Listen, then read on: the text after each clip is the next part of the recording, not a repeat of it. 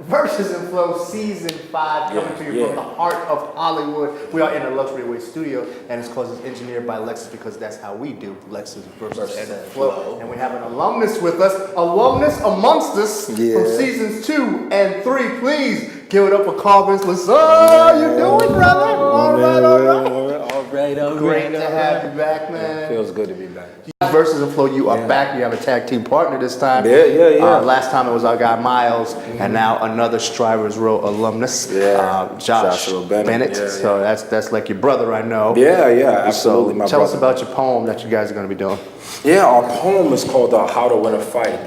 We actually were preparing for our last show as a collective, the Strivers Row, last year. And we were struggling to sort of find a group piece, a group poem to do. We sat down, we brainstormed for a while, and what happened, it just fell upon our hearts to sort of pay homage to the people who helped us grow as individuals. And those were like, we have a handful of just, best friends, homies we grew up with coming up. He's from Yonkers, which was hardcore. I grew up Upper West Side, Harlem area. And we were thinking about like masculinity and what it means to be, what it means to be a man. Where do we learn manhood from? Where do we learn how to defend ourselves? Where do we learn how to sort of step into our own as men in this world? You know what I mean?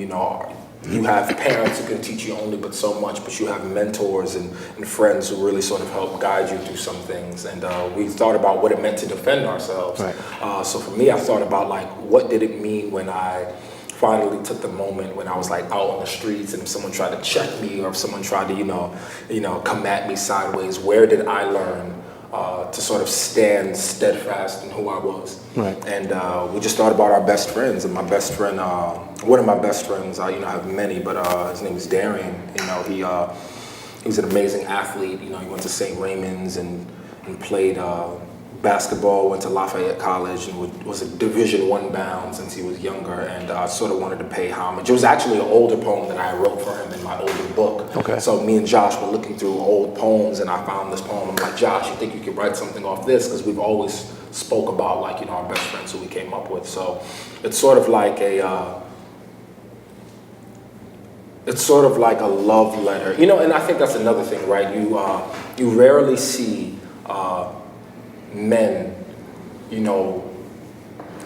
allow themselves to be vulnerable and intimate in a way where they can pay homage to their fellow brother, to their fellow homeboy. It's something that wouldn't necessarily say frowned upon, but it's just something you don't see. You know what I mean? You can see, you know what I mean? You'll see a whole bunch of women having brunch, chilling out, loving on each other, but it was important for us to sort of challenge what like masculinity was and be able to show love to our fellow brother. So the poem was birthed from that. His best friend Danny, who he came up with. So literally, man, my friend Darren, he taught me how to fight. He taught me how to play basketball. Taught me how to stand up for myself. Like, I mean, those simple sort of fundamental things that one would need to survive in school, to survive in the working field. I just found so many incredible lessons on what it meant to be an individual, to walk in their dominion. You know what I mean?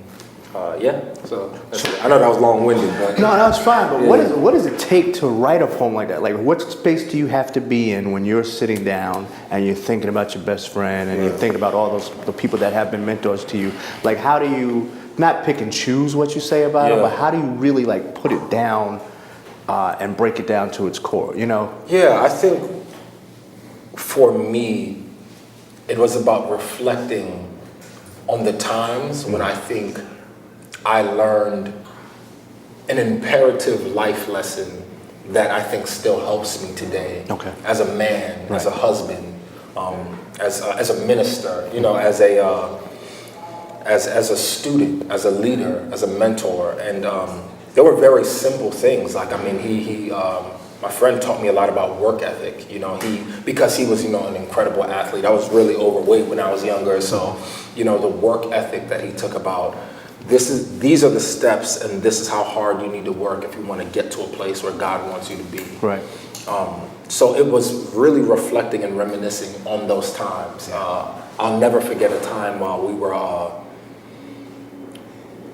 we were on like a basketball court, and I remember him like sort of roughing me up and like cursing me out, and all of these things that people around us were like, you know, what are you doing? Like, yo, this is your homeboy, this is your best friend. Why are you treating him like, you know, like trash, like garbage? But he was like, I'm preparing him. I remember him saying this. He was like, I'm preparing him for how the other players are going to treat him. I'm preparing him for how the world is going to treat him. So this way, I'm conditioning him to step in strength and to step into his power when he gets to a certain, you know, level, gets to a certain level of whatever. So it really was just reminiscing on these very intimate, you know, moments. I mean, we even say in the poem, there's a line that goes, the word love is never mentioned, but it always hangs there. Right. Like dark matter, holding your worlds together. Yeah. And it was this undeniable love that we had for each other that we never verbally said. We do now because we're just men. It's like, yo, bro, I love you, man. But I think that for me, it was really reminiscing on those moments where I think I got a gem that stayed with my heart, stayed with my spirit the whole time. We're talking about love. You recently did get married. I got married. Yes, between season 3 and 5. Yeah. You tied the knot. I did. How's married life going? Married life is crazy. It is the hardest thing I have ever decided to do. But I would also say probably the most rewarding. It challenges me in ways that I could have never imagined any human would be challenged, in terms of how do you show grace to an individual, in terms of how do you show mercy and love towards an individual. When I speak about love, I'm speaking about, there's this Greek translation. There are 3 sort of Greek translations of the word love. One is eros, which is, romantic love. One is philos, which is sort of like a companionship love, a brotherly love, where we get Philadelphia from, philos, city of brotherly love. And then there's agape love. Agape. And agape love is the sort of this closest translation of sacrificial love. And I think I truly understand now what love is, and it is a sacrificial love that is a choice. Love is not a feeling, because feelings are fleeting. Feelings are temporary treasures. But the choice of love is waking up every day despite the bickering, despite the arguing, despite the disagreements, that there is a conscious choice that you are making that isn't contingent upon anything else but the faith that you put. And for us, we're in constant prayer. We like to say and love to say that God is the center of our marriage, but that takes a choice and an effort. So it's something that we can't do alone. It's something that we are always, whenever we can get some counseling, we do it. Okay.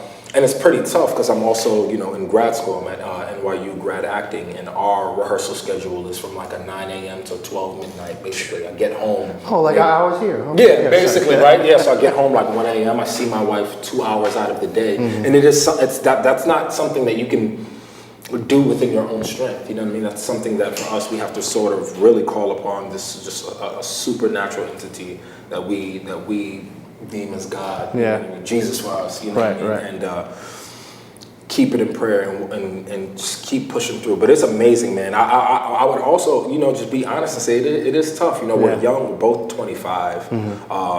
I'm in grad school. She works 2 part-time jobs. She's a fitness instructor and a Zumba instructor at the YMCA. She also works with this amazing nonprofit called High Arts Hip Hop Theater Festival. So it's always working on projects. We barely get to see each other. So I think right now we're just sort of in this phase in our marriage where we're putting in all of the work that we can so that one day we can just enjoy each other.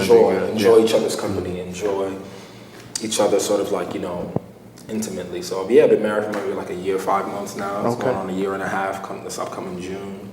And I'm gonna do a little commercial now. Welcome to the Love Interview. This is what we're doing right now. This whole thing's been about that. But what we love is we love to see you on stage. Will you be doing another poem aside from? Oh yeah. So my web poem is actually called Harlem, and it's a piece that I wrote after Miles Hodges' Harlem piece. It was also on Verses and Flow seasons 2, 3, and 4.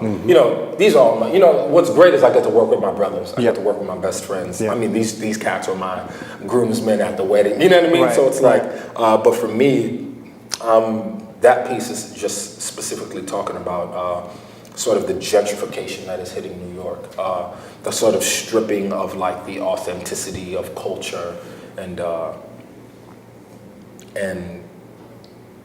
people of color being denied certain amenities as housing, help, food, just because, people are getting kicked out and the market price is just rising up on folks. And it's literally happening to me now. I'm getting kicked out of my apartment in Brooklyn now because, I think my landlord wants to sell it and, and give it to folks who can pay for it. So it's a struggle. Yeah.